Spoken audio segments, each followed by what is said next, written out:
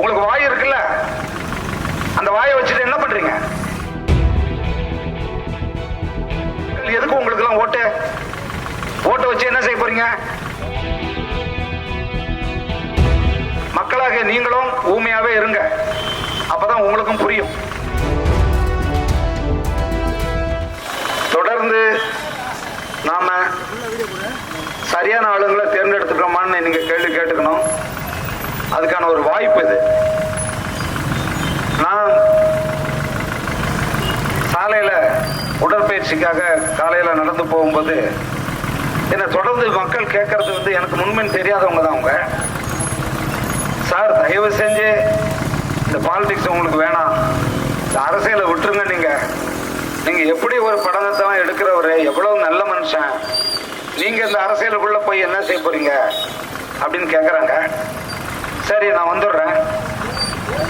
அப்ப இது சரி பண்றது யார்? சரியில்லைன்னு சொல்றீங்கல்ல, நீங்களும் உங்க பிள்ளைகளை அனுப்ப மாட்டீங்க, உங்க கல்வி திட்டத்திலையும் இதெல்லாம் ஆசிரியர்கள் சொல்லித்தர மாட்டாங்க. அப்ப இது எப்படி யார் சரி பண்றது? இல்ல, அதுக்கு அரசியல் சாக்கடை தான்.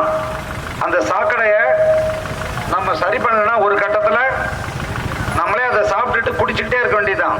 அப்ப என்ன இருக்கும்? அதுக்காக தான் நான் வந்திருக்கேன். வெற்றி தோல்வியெல்லாம் ஒன்றும் செய்யாது.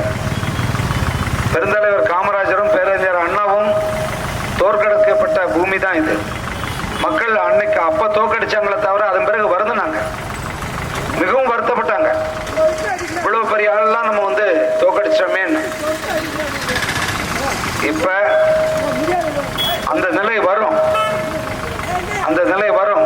தமிழ்நாட்டில் 40-40 வாக்களிச்சிருக்காங்கல்ல, இன்னும் ஒரு மாசம் கழிச்சு பாருங்க. எனக்கு கொண்டாட்டம்லாம் ஒரு நாளைக்கு தான்.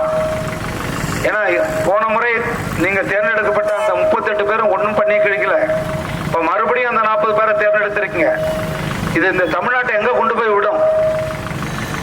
ஏற்கனவே 5 வருஷமா எந்த திட்டங்களும் மத்திய அரசால செயல்படுத்த முடியல. மத்திய அரசு செயல்படுத்த மாட்டேங்குது. ஏன்னா முரண்டு பிடிச்சுக்கிட்டு இருக்காங்க. இப்ப என்ன நடக்க போகுது பாருங்க. நாடாளுமன்றத்தில் என்ன நடக்கும்? வெளிநடப்பு நடக்கும். அதுக்காக தான் நீங்க அனுப்பி வச்சிருக்கீங்க எல்லாரையும். யார் எப்படியோ என்னுடைய மக்களை நான் விட்டுட்டு போக முடியாது. என்னுடைய மண்ணு முக்கியம், என் மக்கள் முக்கியம். நான் எங்கேயும் போக மாட்டேன். என் வாழ்க்கை இங்க தான்.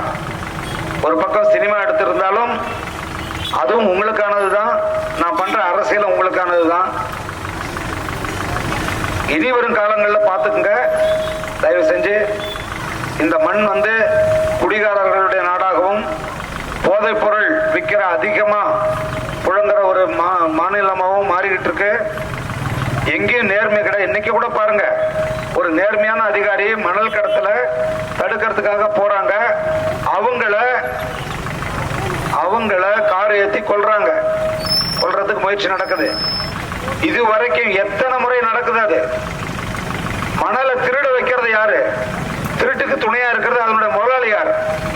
எல்லாம் அமைச்சர்கள் தான், எம்எல்ஏக்கள் தான், எம்பிக்கள் தான். அப்ப அவங்க போய் தடுப்பாங்களா? அப்ப நேர்மையான ஆட்கள் அங்க இல்லாம பண்ற வேலை தான் அங்க நடக்குது. இப்படியாப்பட்டவங்களை தான் தொடர்ந்து நீங்க தேர்ந்தெடுக்கிறீங்க. அதை முதல்ல புரிஞ்சுக்குங்க.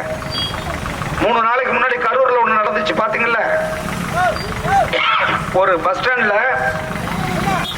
ஒரு பெண்ணு நிக்கிறாங்க ரொம்ப நேரமா, பஸ்ஸுக்கு கிடைக்காம, பேருந்துக்காக 1 மணி நேரம் நின்றுகிட்டு இருக்காங்க. அப்ப ஒரு குடிகார பொறுக்கி வரான், கை பிடிச்சி இழுக்கிறான். அந்த அம்மா என்ன பண்றதுன்னு தெரியாம முழிக்குது. யாரும் துணைக்கு வர மாட்டாங்க, கேள்வி கேட்க வர மாட்டாங்க. அப்ப அவன் வா, ரூம் போடுறான் வான்னு சொல்லி கூப்பிடுறான் அந்த அம்மாவை. அப்போ யாருமே கேட்கல.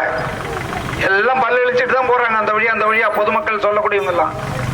வேற வழியா இல்லாம அவன் மறுபடியும் கையை பிடிக்கும் போது எட்டி உதைக்குது.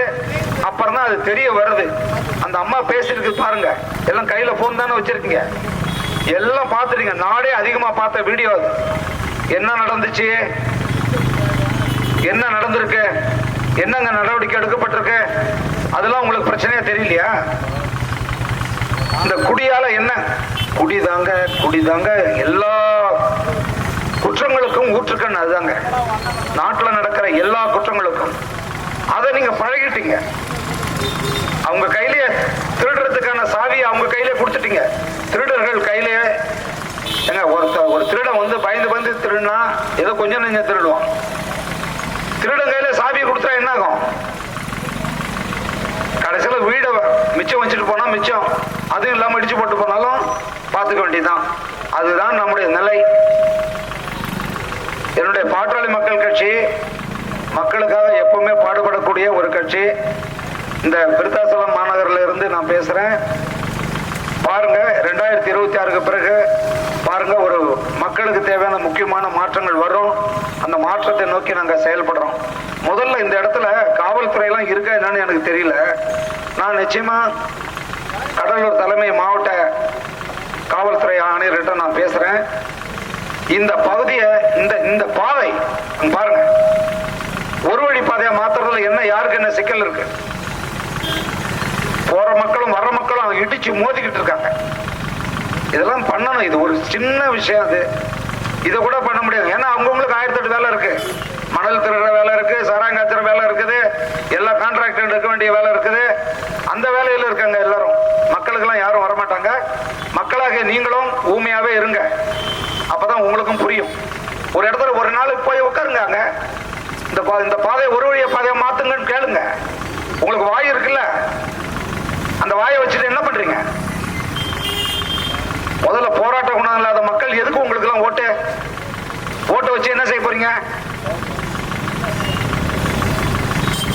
நமக்கு வாய் இருந்தாதான் பழிச்சுக்கும். உங்களோட பிள்ளைகளும் இல்லாட்டா இதே மாதிரி இந்த சின்னங்களுக்கு ஓட்டு போட்டு அடிமை ஆகி சேர்த்தே போயிடும். பார்த்துக்குங்க. நன்றி, மீண்டும் நன்றி. எனக்கு வாக்களிச்ச அனைவருக்கும் என்னுடைய மனமார்ந்த நன்றியை நான் தெரிவிக்கிறேன். நன்றி, வணக்கம்.